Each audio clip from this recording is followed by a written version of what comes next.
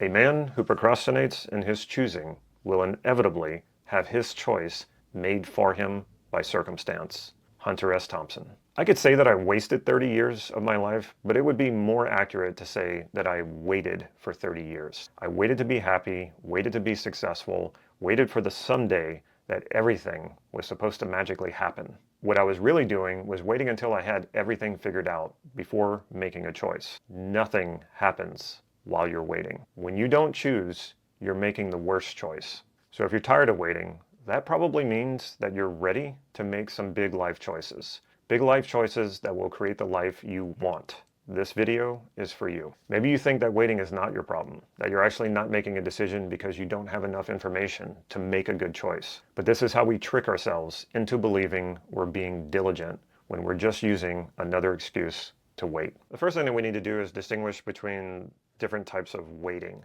So there's waiting that requires patience, and that is a virtue. That is something that we need to learn how to do. What I mean by this is, say you have a plane to catch or a train to catch, and it's late. Well, you're going to wait for that, and there's nothing you can do about it. It's beyond your control. So that type of waiting and learning how to wait and be patient for something like that, that's a good thing. The type of waiting that I'm talking about is not that, but we convince ourselves that it is that. This type of waiting when we don't want to make a choice or we're afraid to make a choice, that type of waiting is not the same as waiting for transportation or waiting for something that's beyond your control, where patience is important. That type of waiting is a mindset. It's not literal waiting, because you can make a choice at any point. You're choosing not to make a choice, convincing yourself that you're not actually making a choice, but you are. So when it comes to making these choices, ask yourself and be brutally honest with yourself. If you're not making a choice, are you engaging in waiting as a mindset? Or are you engaging in waiting as in you need to wait for certain things before you can do what you need to do?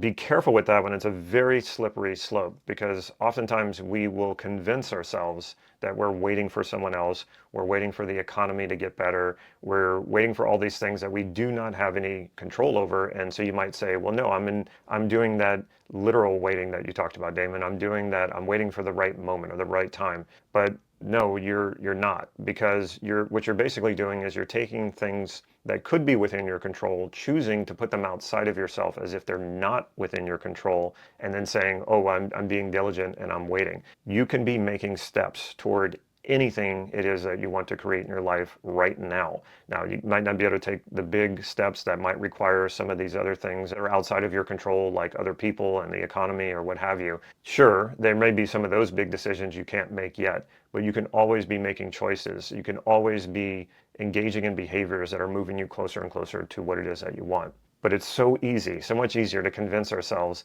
that we have to wait for something that's outside of our control. Therefore, I'm going to sit here and wait for that to happen. But when you're doing that, you're putting yourself at the mercy of things that you cannot control. And you're doing that so that you can convince yourself not to do anything, not to take an action. So why would we even do this? Why are we so concerned about tricking ourselves into waiting for something? Most of the time, it's a fear of making the wrong choice.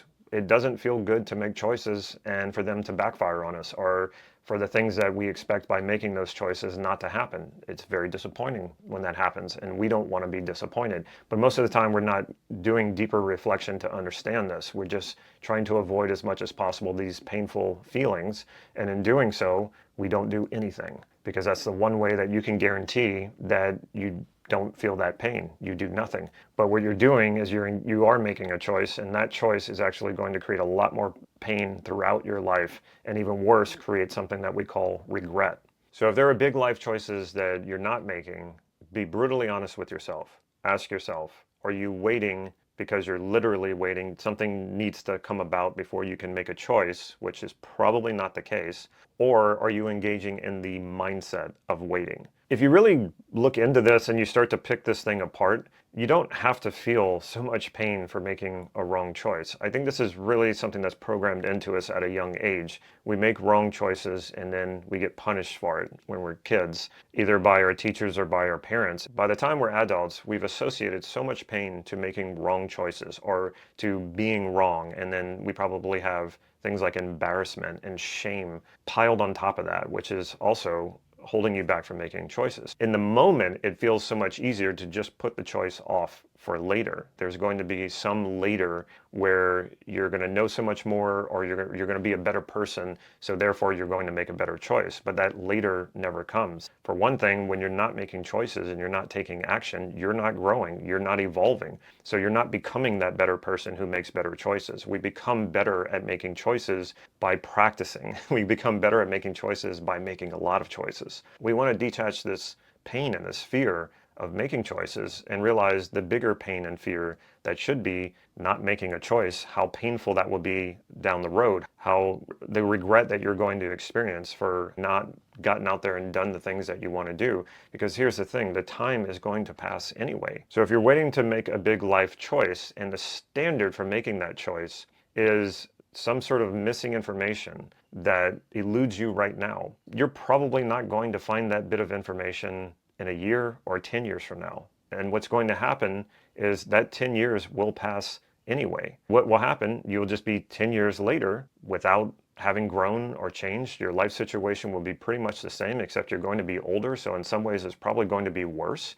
How long are you going to do this for? Another 10 years? So now you're 20 years. You could have made a decision 20 years ago, and 20 years later, you could be so much further along in life or where you want to be. This is the really scary stuff. And so what you want to start doing is attaching your fears and that pain to not making choices, not making decisions, by accessing where is this going to take you down 10 years from now, 20 years from now. There is no magical moment that's going to happen where all of the answers and all of the information you need to make all of the best choices is suddenly going to rain down on you. So suddenly you're going to make that right choice. That is not how this happens. How this happens is you start making choices. I'm not saying you shouldn't make an informed choice. I'm not saying you shouldn't be diligent in your information gathering. You absolutely should. This should bring you closer to making that choice a lot faster. And the best way to gather this data, this information that's going to help you make choices, is by making smaller choices. It's by taking action. You're not going to figure this all out on paper.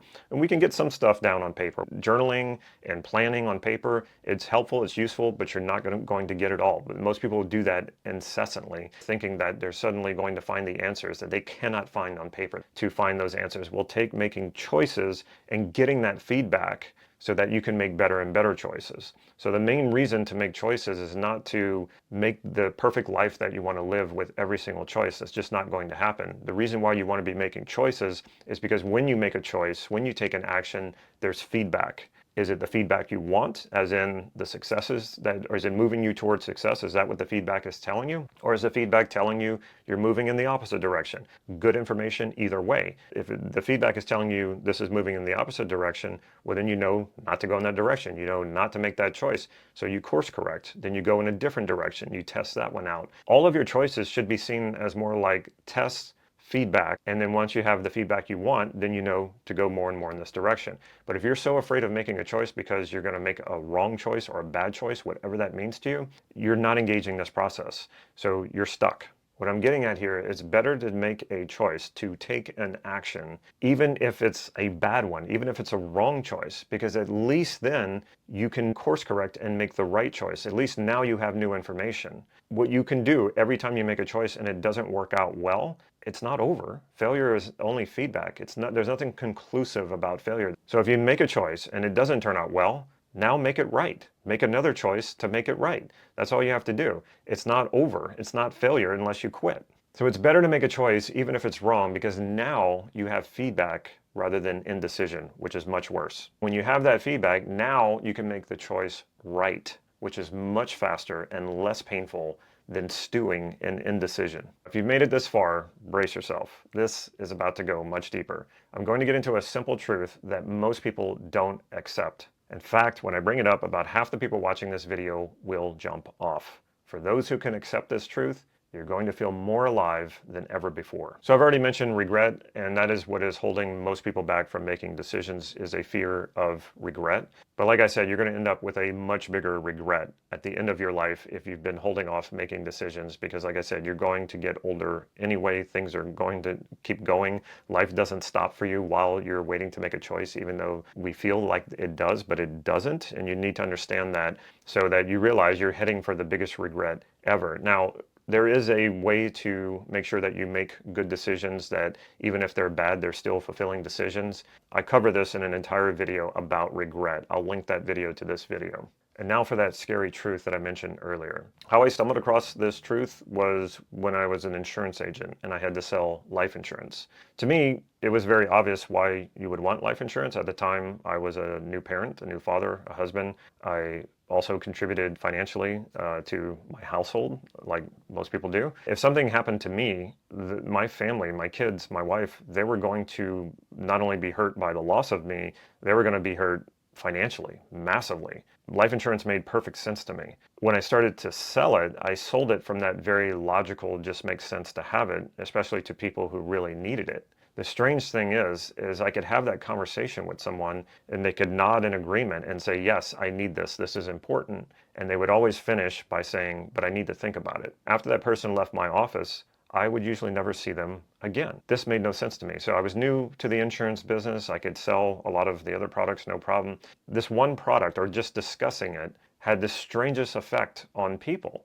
I was talking to other insurance agents, more seasoned insurance agents, who sold life insurance and who were doing quite well at it. And I would go to them and say, like, I'm having this weird thing. If I'm selling an auto insurance policy or homeowners insurance policy, the follow-up is easy. I get the person in front of me, and maybe they buy right away, or maybe they come back later. But we always do the follow-up, and most of the time we close the sale. With life insurance, people, they take off and I never see them again.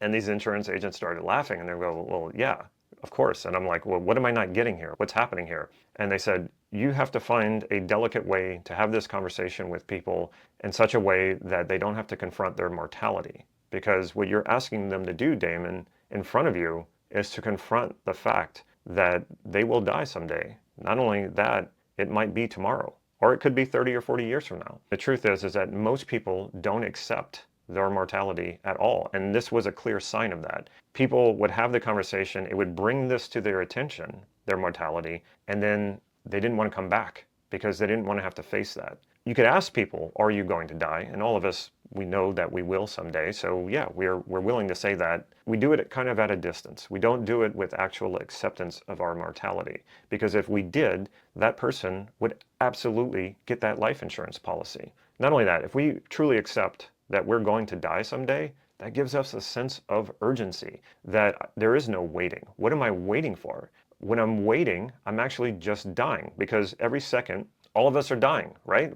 Every second we're getting closer to death. Most people, this freaks them out. They can't handle that. But if you were to accept this fully, that every second is a second closer to your death, you stop waiting. You live your life with urgency. There are things that you want to do and you want to get them done and you want to enjoy this life as much as possible. Waiting is just wasting. Waiting is just dying. Whereas if you accept your mortality, you're not waiting anymore, you're actually living. And that is the strange paradox about this. When you truly accept your mortality, then you're not afraid to live. That's when you start really living, because you realize how precious this is that you have, and you realize it is not going to be there forever. So it's time to do something about it. Waiting seems crazy when you accept your mortality. When you accept that your time is limited, that's when you stop putting decisions off. That's when you stop procrastinating and you get after it. You're still dying because we're all getting closer to death, but at least you're really living. The way most people are dealing with this, they are living as if they have unlimited time.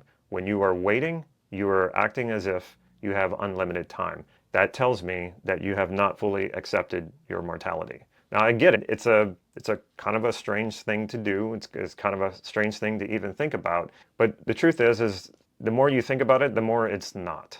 The more it's just a fact of life, a truth. And the sooner we accept it, the better we're going to feel, the more at peace we're going to feel, and the more urgency we will feel to really live this life to the fullest. And that takes making lots of choices, and some are going to be bad, and we just accept that because we only have one life. We're only going to do this once. Without accepting your mortality, you have no sense of urgency, you have no call to action. If you know the hero's journey, it always starts with a call to action. If you wait and you're not taking that call to action, you are not on the journey. So get on the journey, listen to that calling, take that action. Most of the time, people don't really feel that calling strong enough until they fully accept their mortality. The sooner you accept your mortality, the sooner you stop waiting and you start living. After 30 years of waiting for that someday that I was supposed to be happy and really start living my life, I fully accepted my mortality, and I started making choices and I started taking actions. I have not looked back since, and my life has changed so much since then. I can't imagine that if I had at that point continued to wait, and I would still be waiting to this day, and how many of those choices would have been made for me, all in this idea, this delusion that I was just in a waiting, like everything, like the world stands still while I was waiting. No, I would be years later and I would be worse off. There is no waiting and putting life on hold or suspending life while you figure this whole thing out. You need to be figuring it out and taking actions as you go.